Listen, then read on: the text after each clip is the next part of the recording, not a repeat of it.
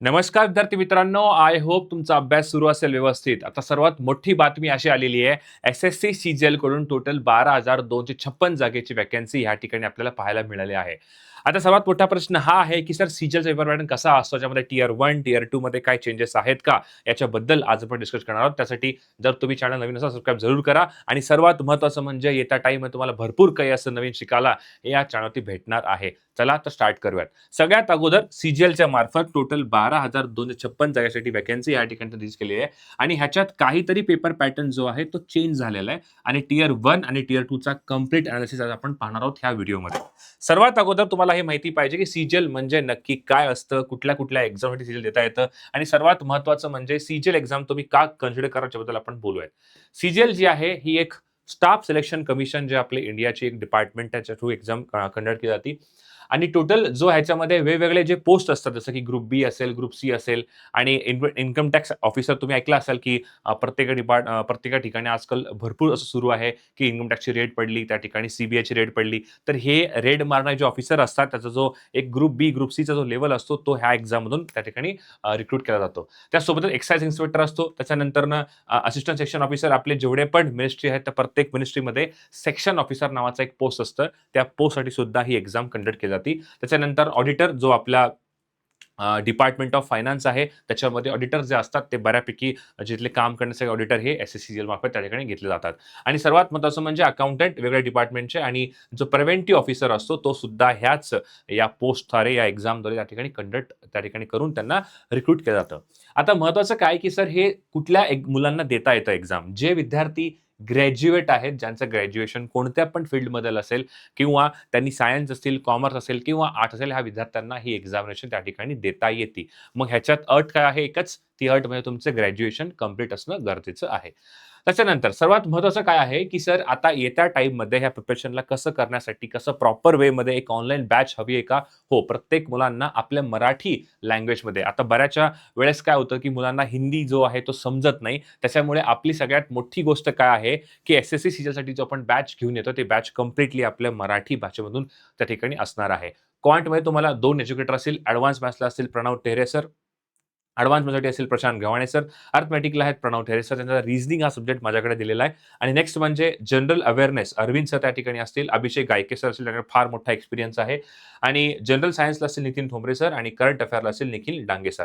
तुम्हाला बॅचबद्दल काही पण जाणून घ्यायचं असेल तर तुम्ही या नंबरवरती कॉल करू शकता. आपली टीम जी आहे तुम्हाला ते डेफिनेटली गाईड करेल आणि ही जी बॅच आहे ती टियर 1 आणि टियर 2 चा कंप्लीट ऑनलाईन त्या ठिकाणी बॅच असणार आहे आणि सुरुवात होतीये 8 जून पासून. तर या बॅचला नक्की तुम्ही एनरोल करा. जो प्राइस आहे तो असणार आहे ₹4,999 प्लस जी-एस-टी. आता पाहूयात सर काय आहे नक्की या आपल्या टियर 1 आणि टियर 2 मध्ये. सर्वात मोठा जो बदल आहे त्याच्याबद्दल आज आपण बोलणार आहोत सगळ्यात अगोदर, की ह्याच्या अगोदर सीजीएलमध्ये टायमर नसायचा. तर टायमर म्हणजे काय? एकदा तुमचा पेपर स्टार्ट झाला तर 1 हॉरमध्ये पेपर संपायचा.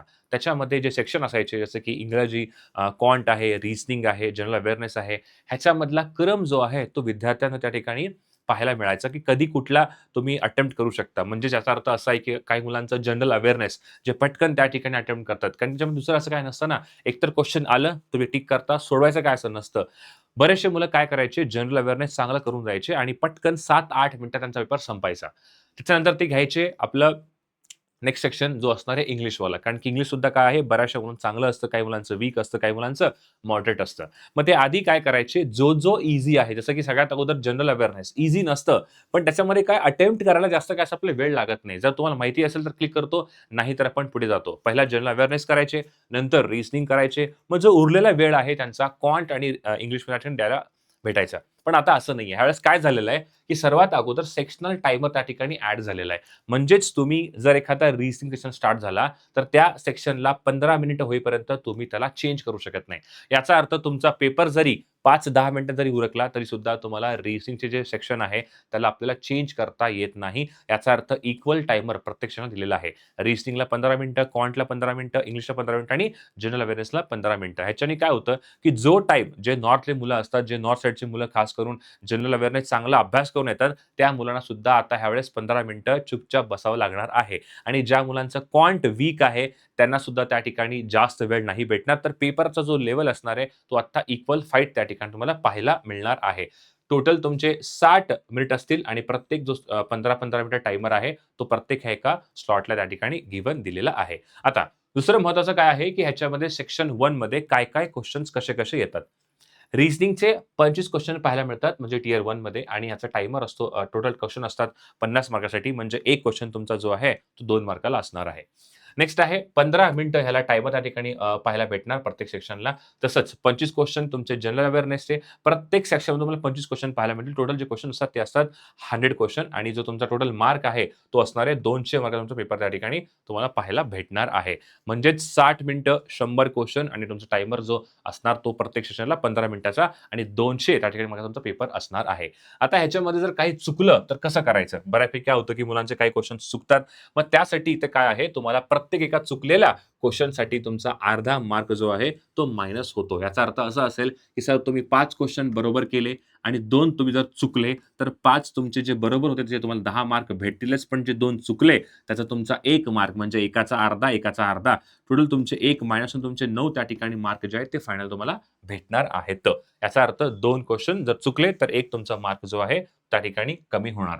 मग ह्याचे स्ट्रॅटेजी कसे असले पाहिजे? गेस वर्क जो आहे तो आपला कमी असला पाहिजे. तुक्का जो आपण मारतो म्हणजे मला वाटत आहे की बरोबर असेल मे बी. मग 8 गेस जो आहे तो इथे चालणार नाहीये. तुम्हाला ॲक्युरसीवर फोकस करायचा आहे आणि सगळ्यात अगोदर तुम्ही ईझी क्वेशन त्या ठिकाणी अटेम्प्ट करू शकता. आता मोठा प्रश्न असा असेल की सर ह्याचा पेपरचा जो लँग्वेज तो कोणता असतो? प्रत्येक क्वेशन तुमचा इंग्लिशमध्ये असतो. त्याच्यानंतर तो क्वेशन तुम्हाला हिंदीमध्ये सुद्धा पाहायला मिळतं. म्हणजे इंग्लिश आणि हिंदी ह्या 2च लँग्वेजमध्ये हा तुम्हाला पेपर जो आहे तो पाहायला भेटणार आहे. Not other like bank exam की मराठी पण आहे का? असं नसतं. इंग्लिश आणि हिंदी हे 2च त्या ठिकाणी तुमचे जे असणार आहेत ते पेपरचा लँग्वेज असेल. ओके, ठीक आहे. आता पुढे काय आहे सर? सगळ्यात महत्त्वाचं टियर 1 ला कसं करायचं? हे पहा रिझनिंग जो आहे तो सर्वात जास्त स्कोरिंग असतो. बरेचसे मुलं काय करतात रिझनिंगमध्ये चांगले 45 त्यांचे मार्क्स त्या ठिकाणी येतात. म्हणजे जवळपास 22 ते 23 क्वेशन ते अटेम्प्ट इझिली करतात. कारण की पेपर जो रिझनिंगचा असतो, तो कंपॅरेटिव्हली बाकी एक्झामपेक्षा फार ईझी कन्सिडर केला जातो. त्याच्यामुळे रिझनिंग जो आहे, तो ईझी असतो. ह्याच्यामध्ये पझल जे असतात, पझल म्हणजे सीटिंग अरेंजमेंट असेल, की 8 लोकं बसलेत, त्यांचा जो लेव्हल आहे, तो फार ईझी असतो. काही टफ नसतं. नेक्स्ट आहे स्पीड ह्याच्यामध्ये सर्वात जास्त इम्पोर्टंट करतं. कारण की ॲक्युरसी जर चांगली असेल, तर डेफिनिटली तुमचा चांगला जो स्कोर आहे, तो या ठिकाणी पाहायला मिळतो. नेक्स्ट आहे सर जनरल अवेअरनेस, करंट अफेअरवर भर असतो. सगळ्यात जास्त इथे जो भर आहे, तो स्टॅटिक जी-के वरती असतो. बऱ्यापैकी स्टॅटिक जी-के जसं की सायन्स असेल, जिओग्राफी असेल, हिस्ट्री आहे, ह्याच्यावर तुम्हाला क्वेशन्स पाहायला मिळतात. आणि सगळ्यात महत्त्वाचं म्हणजे काय, तुम्हाला जी-के कसं स्ट्राँग करायचं? रिव्हिजन तुमची चांगली असली पाहिजे. तुम्ही प्रॉपर वेमध्ये रिव्हिजन करा. डेफिनिटली तुम्हाला जो आहे, जी-के तुमचा स्ट्राँग होऊ शकतो आणि 15 ते 17 अटेम्प्ट जे आहेत, ते मोर दॅन सफिशियंट आहेत आपल्या जनरल अवेअरनेसच्या ह्या पर्टिक्युलर सब्जेक्टमध्ये. आता नेक्स्ट क्वांट काय आहे? इथला जो क्वांट असतो, तो क्वांट डिफिकल्ट नसतो. क्वांटमध्ये लॉजिक नाही लागत. क्वांटमध्ये सिंपल क्वेश्चन असतात. डायरेक्टली तुम्हाला आन्सर पुट करायचं आहे. डायरेक्टली तुम्हाला त्या ठिकाणी ऑप्शन्स पाहायचे किंवा तुम्हाला थोडेसे फॉर्म्युला वापरले तर डेफिनिटली तुमचा जो ह्याचा जो आन्सर आहे तो लवकर त्या ठिकाणी तुम्हाला पाहायला मिळतो. तर बेसिकली तुमचा कॅल्क्युलेशन स्पीड चांगली पाहिजे आणि डी-आय आणि अरिथमेटिक ह्याच्यात सर्वात जास्त इम्पोर्टंट असा ज्यामध्ये क्वेश्चन जे आहेत ते बऱ्यापैकी पाहायला मिळतात. आता आहे इंग्लिश. इंग्लिशमध्ये व्होकॅब्युलरी त्याच्यानंतर नेक्स्ट आहे तो म्हणजे ग्रामरचा रूल. हा सर्वात जास्त इम्पोर्टंट त्या ठिकाणी मानला जातो. व्होकॅबचे डायरेक्ट क्वेश्चन येतात. अँटोनिम, सिनोनिम तुम्हाला पाहायला मिळतील. हे क्वेश्चन फार जास्त इम्पोर्टंट असतात. तर बऱ्यापैकी ज्याचा इंग्लिश चांगला आहे, त्याला आता मात 25 पैकी जो आहे, तो कमीत कमी 18 ते 22 एवढा अटेम्प्ट जो आहे, तो त्या ठिकाणी पर्टिक्युलरली करतो तुमच्या इंग्लिश सेक्शनमध्ये. मग सर्वात महत्त्वाचं काय? रिझनिंग तुम्हाला चांगला अटेम्प्ट करायचं आहे. कमीत कमी तुमचा अटेम्प्ट जो आहे, तो 23-24 च्या आसपास असला पाहिजे. नेक्स्ट तुमचा क्वांट जो आहे, तो सुद्धा तुम्ही 23-24 मधून अटेम्प्ट करायचा आहे. हे 2 तुमचे टॉपला नेहमी असले पाहिजे. हा तुमचा टियर 1 चा ओव्हरऑल स्ट्रॅटेजी असणार आहे. आता टियर 2 मध्ये काय-काय होतं? टियर 2 मध्ये तुमचा मॅथ्स, रिझनिंग, इंग्लिश आणि जी-एस होता. आणखीन एक सब्जेक्ट काढतो तो म्हणजे कॉम्प्युटर आणि नेक्स्ट आहे तुमचा टेस्ट. टेस्ट म्हणजे काय? डेटा एंट्री तुम्हाला टायपिंग टेस्ट असते एक. आता कॉम्प्युटर तुमचा हा इथे क्वालिफाइंग नेचरमध्ये आहे. असं नाही की कॉम्प्युटरचे मार्क तुम्हाला इम्पोर्टंट आहेत का? नो. इम्पोर्टंट फक्त तुम्हाला 4 आहेत. कोणते-कोणते? जनरल अवेअरनेस, इंग्लिश, रिझनिंग आणि तुमचा मॅथ्स. आता ह्याच्यात जो तुमचा मॅथ्स थोडासा काय होतोय, थोडासा हायर लेव्हलला येतो. हायर लेव्हलचा अर्थ काय? जे प्रीचे क्वेश्चन असतील त्याच्यात थोडासा चांगले क्वेश्चन तुम्हाला त्या ठिकाणी पाहायला मिळतील तुमच्या टियर 2 या पर्टिक्युलर सेक्शनमध्ये. आणि नेक्स्ट सेम रिझनिंग सुद्धा तुम्हाला पझल असेल, सिलॉक्स असेल, कोडेड एडल्युशन असेल. हे क्वेश्चन बऱ्यापैकी सेम असतात तुमच्या टियर 1 सारखेच, पण थोडा त्यांचा जो लेव्हल आहे, तो एक लेव्हल अप त्या ठिकाणी केलेला असतो. आता टियर 2 मध्ये काय ह्याचा पेपर पॅटर्न असतं पहा. तर टियर 2 मध्ये तुम्हाला टोटल 3 सेक्शन महत्त्वाचे आहेत. 4 असतात बेसिकली, पण सगळ्यात अगोदर 2 असणार आहेत. मेन म्हणजे कोणते? सेक्शन 1 मध्ये तुमचं असेल मॅथेमॅटिकल एबिलिटी. 30 क्वेशन तुम्हाला पाहायला मिळतील आणि प्रत्येकीतला क्वेशन जो आहे तो 3 मार्काचा असतो.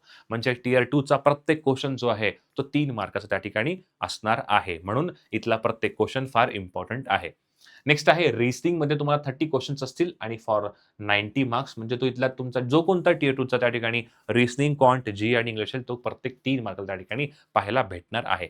सर्वात महत्त्वाचं काय इथं जितकं चांगलं तुमचं स्कोर येईल तितकं तुम्हाला चांगली पोस्ट भेटणार आहे. असं नाही की फक्त एक्झाम क्लिअर केलं म्हणजे कोणतं पण पोस्ट येतं का? नाही. तुमचा जितका चांगला रँक असेल, जितका चांगला तुमचा स्कोर असेल जेव्हा तुमचा जो आहे तो रँक सोबतच तुम्हाला त्या ठिकाणी जॉबचा जो प्रेफरन्स आहे तो सुद्धा तुम्हाला त्या ठिकाणी पाहायला मिळणार आहे. आता इथे महत्त्वाचं काय इंग्लिश सर्वात जास्त वेटेज असतं. इंग्लिशचे 45 क्वेश्चन असतात. म्हणजे इथे तुम्हाला आर-सी असेल, पॅरा जंबल असेल, त्याच्यानंतरनं ग्रामरचे क्वेश्चन असतात आणि सेकंडरी म्हणजे व्होकॅब्युलरी क्वेश्चन तुम्हाला पाहायला मिळतात. तर टोटल 130 5 मार्क्सचा तुमचा इंग्लिश आहे आणि 40 जो आहे तुमचा टायमर या ठिकाणी पाहायला भेटणार आहे. म्हणजे रिझनिंगला 30 मिनिटं, क्वांटला 30 मिनिटं आणि 40 मिनिटं तुम्हाला असणार इंग्लिशसाठी. आणि जनरल अवेअरचे 25 क्वेश्चन्स आहेत आणि 75 त्या ठिकाणी मार्काला तुम्हाला ते विचारलं जाईल. याचा अर्थ इथं सुद्धा तुम्हाला सेक्शनल टायमर जो आहे तो ॲड केलेला आहे. नेक्स्ट आहे तुमचा कॉम्प्युटर नॉलेज ह्याचे 20 क्वेश्चन असतील, पण हा तुमचा क्वालिफायिंग नेचर आहे. तुम्हाला क्वालिफाय करायचं आहे. 60 टोटल म्हणजे मार्क असतील आणि 15 त्या ठिकाणी तुमचा मिड जो टाईम दिला जाईल.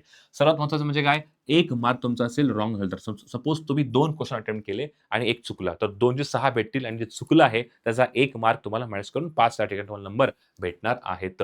आणि नेक्स्ट तुमचा लास्ट असतो तो म्हणजे डेटा एंट्री स्पीड टेस्ट म्हणजे तुम्हाला टास्क दिला जाईल म्हणजे तुम्हाला एक त्या ठिकाणी वर्ड फाइल बनवायची आहे, पॉवर पॉइंट बनवायचं आहे. तुम्ही कसं बनवता हा तुम्हाला पाहिला जाईल आणि हा पर्टिक्युलरली कंप्लीटली काय असणार आहे, हा तुमचा क्वालिफायिंग असेल तर हा तुमचा टियर 2 चा जो आहे तो पेपर पॅटर्न असणार आहे. टियर 1 चे मार्क तुमचे त्या ठिकाणी फायनल सेक्शनला ग्राह्य धरले जात नाही. तुमचा फायनल सेक्शन जो आहे तो टियर 2 च्या त्या ठिकाणी मार्कानंतर मार्कावर तुमचा जो आहे तो सिलेक्शन त्या ठिकाणी होणार आहे.